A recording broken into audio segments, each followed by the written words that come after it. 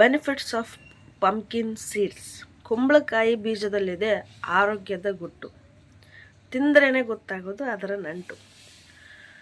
Pumpkin ಬೀಜಗಳು, ಕುಂಬಳಕಾಯಿ ಬೀಜಗಳು ನಾವು ನೋಡಿರ್ತೀವಿ, ಅದನ್ನು ನಾವು ಎಸ್ದು ಬಿಡ್ತೀವಿ.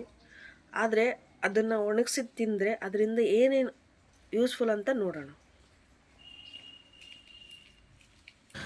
ಬಹುಪಾಲು ಜನರು ಕುಂಬಳಕಾಯಿಯನ್ನು ತಿಂದ ನಂತರ ಅದರ ಬೀಜಗಳನ್ನು ಎಸ್ದು ಬಿಡ್ತಾರೆ. ಆದರೆ ಆರೋಗ್ಯ ತಜ್ಞರ ಪ್ರಕಾರ ಈ ಬೀಜಗಳು ಸಂಪೂರ್ಣ ಔಷಧೀಯ ಗುಣಗಳಿಂದ ಕೂಡಿವೆ.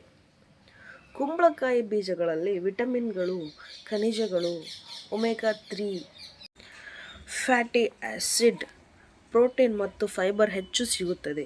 ದೈನಂದಿನ ಆಹಾರದಲ್ಲಿ ಸ್ವಲ್ಪ ಪ್ರಮಾಣದ ಬೀಜಗಳನ್ನು ಸೇರಿಸಿಕೊಂಡರೆ ಹಲವು ಆರೋಗ್ಯ ಪ್ರಯೋಜನಗಳನ್ನು ನೀವು ಪಡೆಯಬಹುದು.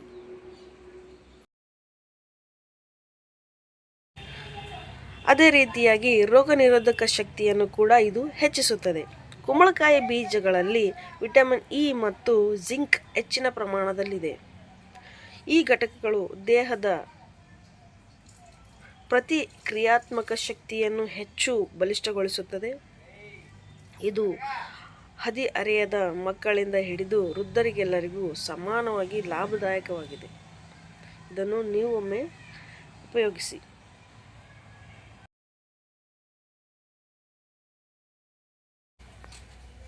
ಹಾಗೆ ಹೇಳಬೇಕಾದರೆ ಪುರುಷರ ಫಲವತ್ತತೆ ಹೆಚ್ಚಿಸಲು ಕೂಡ ಇದು ಶಕ್ತಿದಾಯಕವಾಗಿದೆ. ಜಿಂಕ್ ಸಾಕಷ್ಟು ಇರುವ ಕಾರಣ ಇದು ಪುರುಷರ ಟೆಸ್ಟೋಸ್ಟೆರಾನ್ ಮಟ್ಟವನ್ನು ಸುಧಾರಿಸುತ್ತದೆ.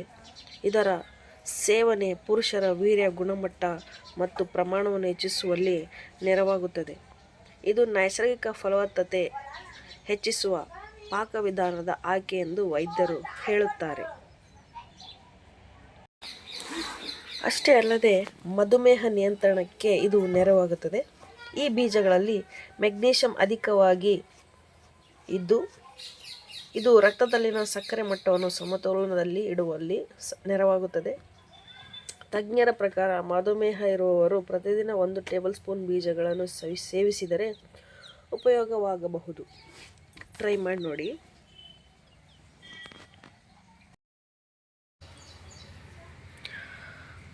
ಮೂಳೆ, ಕೂದಲು ಮತ್ತು ಚರ್ಮದ ಆರೋಗ್ಯಕ್ಕೆ ಉಪಯುಕ್ತ.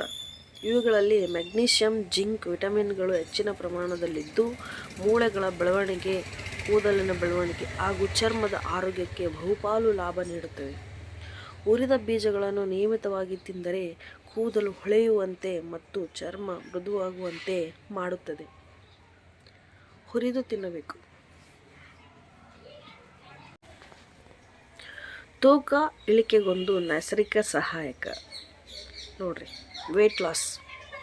ಕುಂಬಳಕಾಯಿ ಬೀಜಗಳು ಹೆಚ್ಚಿನ ಪ್ರಮಾಣದ ಫೈಬರ್ ಮತ್ತು ಪ್ರೋಟೀನ್ ಹೊಂದಿರುವ ಕಾರಣ ಹೊಟ್ಟೆ ತುಂಬಿದ ಅನುಭವ ನೀಡುತ್ತದೆ. ಇದರ ಪರಿಣಾಮವಾಗಿ ಹೆಚ್ಚುವರಿ ಆಹಾರ ಸೇವನೆಯು ಕಡಿಮೆಯಾಗುತ್ತದೆ ಮತ್ತು ತೂಕ ಇಳಿಕೆಗೆ ಸಹಜವಾಗಿ ಇದು ನಿಮಗೆ ಸಹಾಯ ಮಾಡುತ್ತದೆ.